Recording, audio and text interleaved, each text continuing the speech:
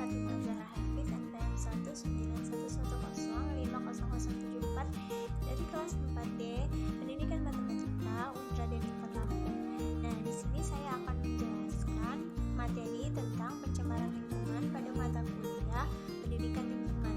Nah, teman-teman di sini sudah tahu atau belum apa itu pencemaran lingkungan? Jika belum tahu, di sini saya akan menjelaskan pencemaran lingkungan menurut Undang-Undang Pokok Pengelolaan Lingkungan Hidup Nomor 4 Tahun 1982. Jadi pencemaran lingkungan yaitu masuknya atau dimasukkannya makhluk hidup, zat energi atau komponen lainnya ke dalam lingkungan atau berubahnya tatanan lingkungan oleh kegiatan manusia dan atau oleh proses alam sehingga kualitas lingkungan itu turun sampai tingkat tertentu yang menyebabkan menjadi kurang sehat atau tidak dapat berfungsi lagi sesuai dengan ketentuannya. Nah, setelah itu saya akan menjelaskan macam-macam pencemaran lingkungan. Nah, pencemaran lingkungan itu dibagi menjadi dua. Yang pertama berdasarkan sifat pencemarannya, dan yang kedua yaitu berdasarkan tempat terjadinya. Nah, berdasarkan sifat zat pencemarannya dibagi menjadi tiga. Yang pertama yaitu pencemaran biologis, yang kedua yaitu pencemaran fisik, dan yang ketiga yaitu pencemaran kimiawi. Nah, yang pertama itu pencemaran biologis. Nah, pencemaran biologis itu yaitu pencemaran yang disebabkan oleh adanya mikroorganisme seperti Salmonella typhosa. Dan pencemaran fisik itu adalah pencemaran yang disebabkan oleh benda cair, benda padat, benda gas seperti kaleng, plastik, kaca. Dan pencemaran kimiawi itu yaitu pencemaran yang disebabkan oleh zat kimia seperti adanya senyawa logam, deterjen, nitrat, asam sulfat, dan lain-lain. Lalu berdasarkan tempat terjadinya, yang pertama yaitu pencemaran air. Nah, pencemaran air itu bisa berupa limbah industri seperti jenis logam berat yaitu merkuri, timbal. Itu bisa merusak rantai makanan yang terakumulasi pada tubuh hewan dan manusia yang bisa menyebabkan kematian.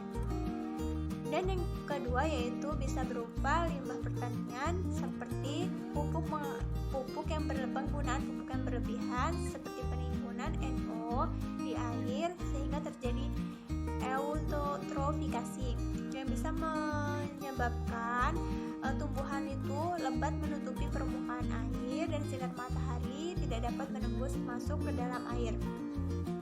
Nah, yang selanjutnya pencemaran air juga bisa berupa limbah rumah tangga seperti deterjen, kaca, plastik, dan menumpuknya di perairan bersama di limbah industri itu bisa menyebabkan kematian organisme dan penyusutan oksigen. Nah, yang terakhir yaitu limbah minyak. Nah, limbah minyak itu bisa berupa minyak bumi yang tumpah ke laut ketika kecelakaan kapal tanker atau kebocoran kilang minyak lepas pantai yang bisa menyebabkan air laut itu dilapisi oleh minyak yang terlalu tebal dan mengakibatkan cahaya matahari itu tidak dapat masuk menembus ke dalam air. Dan selanjutnya bisa menyebabkan pertukaran udara dari air atau sebaliknya bisa menjadi terganggu. Nah, selanjutnya yaitu yang berdasarkan tempat terjadinya yaitu pencemaran tanah. Pencemaran tanah itu bisa berupa limbah rumah tangga seperti kaleng, kantong plastik, baterai bekas, karet, kaca, deterjen, dan sebagainya. Dan yang kedua bisa berupa limbah industri seperti asam sulfat. Nah, yang terakhir itu bisa berupa hujan asam yang bisa berupa sulfur oksida dan nitrogen oksida. Nah, yang bisa disebabkan oleh ditimbulkan oleh pencemaran tanah itu bisa terganggunya kehidupan organisme, terus berubahnya sifat kimia dan sifat tanah, dan bisa merubah dan mempengaruhi keseimbangan ekologis. Nah, yang terakhir itu bisa ada pencemaran udara.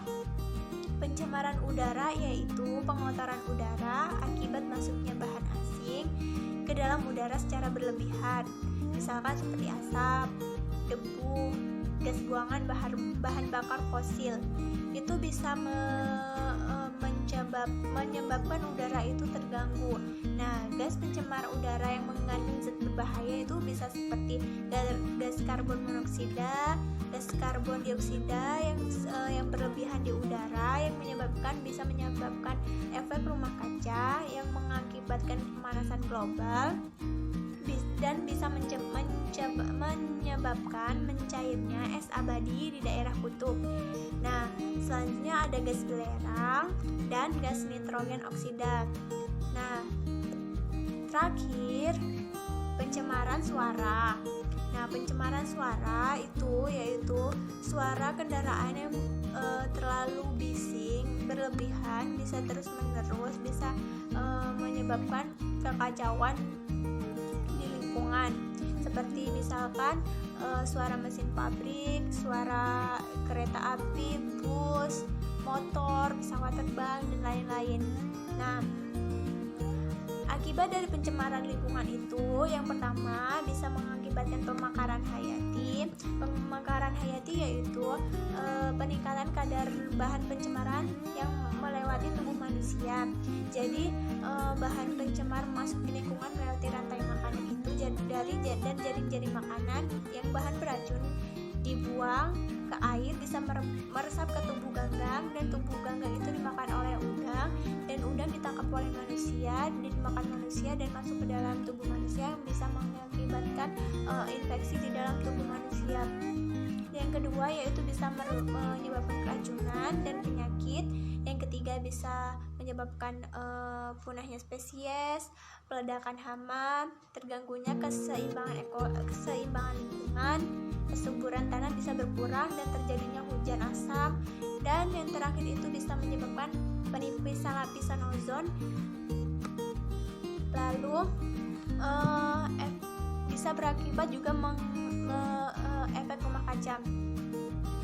Nah, dari situ kita dapat mencegahnya pencemaran lingkungan, yaitu dari bidang industri.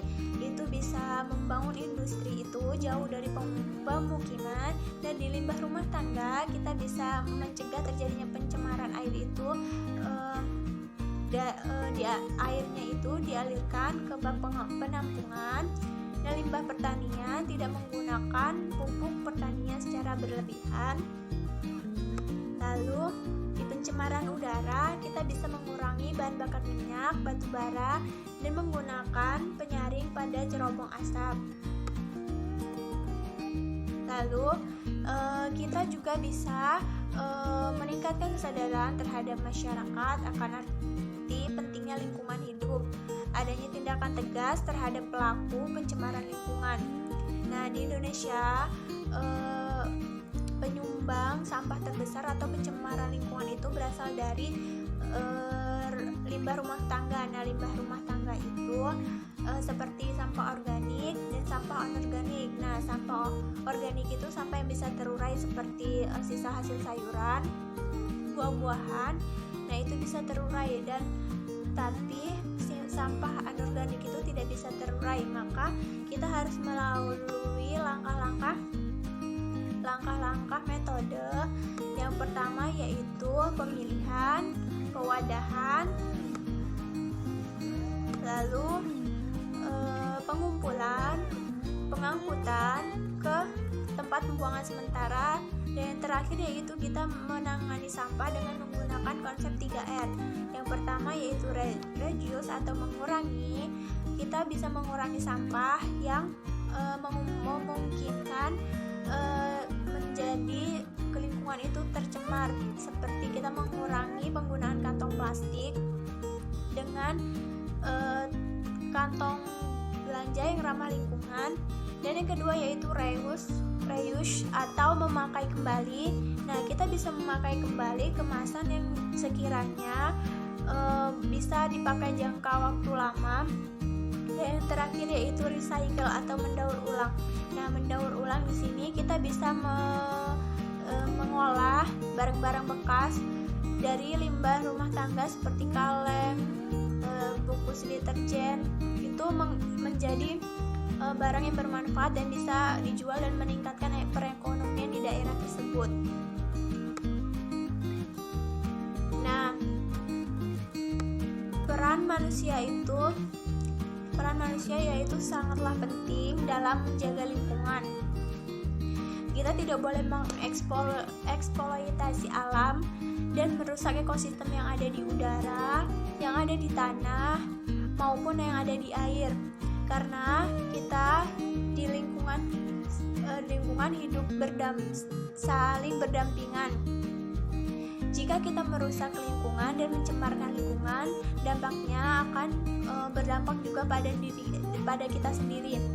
Jadi kita sebagai mahasiswa yang nantinya akan menjadi pemimpin di masa depan dan mencontohkan ke generasi-generasi selanjutnya, kita tidak boleh mencemarkan lingkungan ataupun merusak lingkungan. Nah, jika tidak dimulai dari saat ini, kapan lagi? Terima kasih. Wassalamualaikum warahmatullahi wabarakatuh.